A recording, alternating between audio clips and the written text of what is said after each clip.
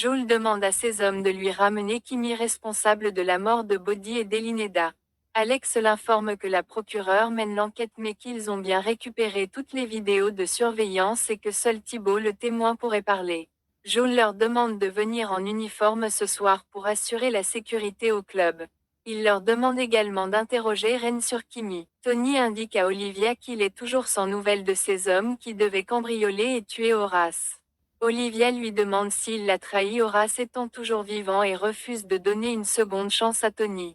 Olivia lui demande alors de se mettre dans un sac apporté par ses hommes car il en sait trop. Malgré ses supplications, il est abattu par les hommes d'Olivia.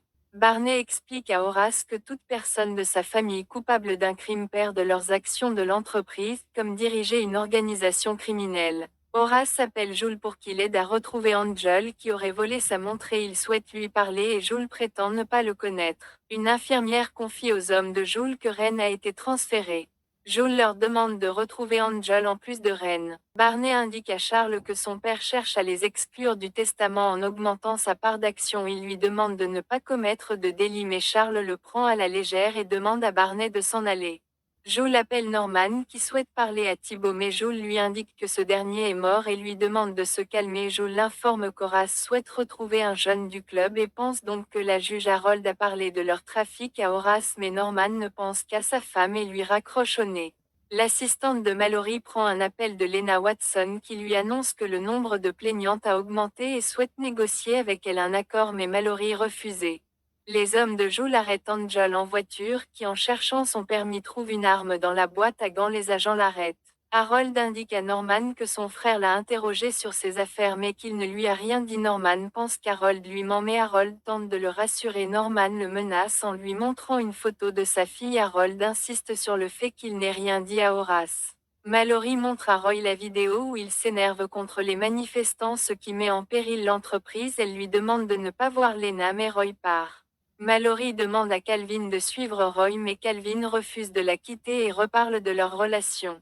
L'assistante de Mallory s'excuse auprès de Calvin mais ce dernier lui rappelle qu'ils ne sont plus ensemble. Elle le menace de parler de sa liaison avec Mallory à Joel et Roy. Les hommes de Joel laissent Angel dans un entrepôt où Horace le rejoint. Les hommes de Joel tentent d'écouter leur conversation mais leur micro ne marche plus. Horace indique à Angel qu'il souhaitait lui offrir la maison où il a été attaqué. Angel tente de se faire pardonner et qu'il se fait piéger par Joel. Horace exige qu'il lui dise tout ce qu'il sait sur Kimi. Barney souhaite rencontrer Lena pour savoir ce qu'elle a sur eux. Il voudrait que l'entreprise engage en plus un cabinet d'avocats. Barney lui indique qu'Horace parle du testament et conseille à Mallory de parler avec Horace. Mallory prend Barney dans ses bras devant Roy. Ce dernier accuse donc Barney d'avoir une liaison avec sa femme. Il renvoie l'avocat et menace de s'en prendre à lui. Mallory dit à Barney de continuer à travailler. Ren pense que Roy n'est pas au courant pour sa sœur et veut la rejoindre à l'hôtel pour l'aider si Kimi ne revient pas dans une heure. Kimi rejoint Roy dans une chambre de l'hôtel. Il lui reproche sa tenue. Kimi lui demande où est sa petite sœur mais Roy lui répond ne pas savoir ce dont elle parle. Kimi lui indique qu'elle connaît son identité. Roy pense qu'elle veut le menacer. Kimi l'attaque mais Roy réplique. Kimi le pousse alors à travers l'une des fenêtres de la chambre.